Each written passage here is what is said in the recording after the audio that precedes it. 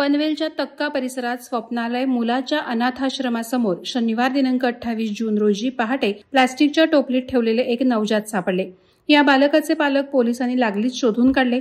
पोलिसांच्या कौशल्यपूर्ण तपासानंतर काही धक्कादायक माहिती समोर आली।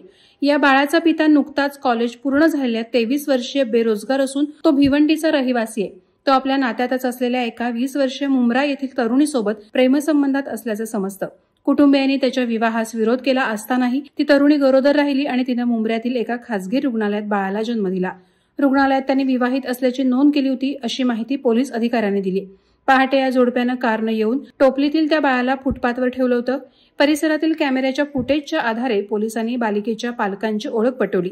एका दृश्यात बुरखाधारी महिला टोपली उचलून ती रस्त्याच्या कडेला ठेवताना दिसली। टोपलीत एका चिठ्ठीमध्ये "माफ करा, बाळाला टाकत आहे" असं लिहिलेलं होतं। वरकरणी ही घटना निर्दयी निर्णय वाटू शकते, परंतु पोलीस तपासात या तरुण जोडप्याच्या सामाजिक आणि कौटुंबिक दबावामुळे त्यांनी हा निर्णय घेतल्याचं स्पष्ट झालंय।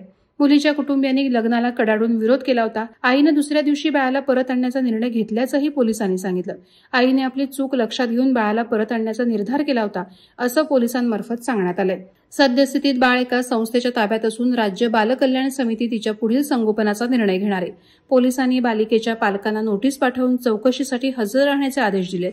या प्रकरणावर मानसोपचार तज्ज्ञांनी महत्त्वाचे मुद्दे अधोरेखित केलेत। अविवाहित स्त्रीनं बाळाला जन्म दिल्यास समाजाकडून तिला तिरस्कार, अपमान आणि मानसिक त्रास सहन करावा लागतो। त्यामुळे अशा परिस्थितीत अनेकदा तरुण माता सामाजिक कलंकापासून वाचण्यासाठी त्यांच्या पोटच्या बाळाचा त्याग करण्यासही तयार होतात। मात्र आई आणि बाळामधील नातं हे अत्यंत भावनिक असतं, असं त्यांनी म्हटलंय।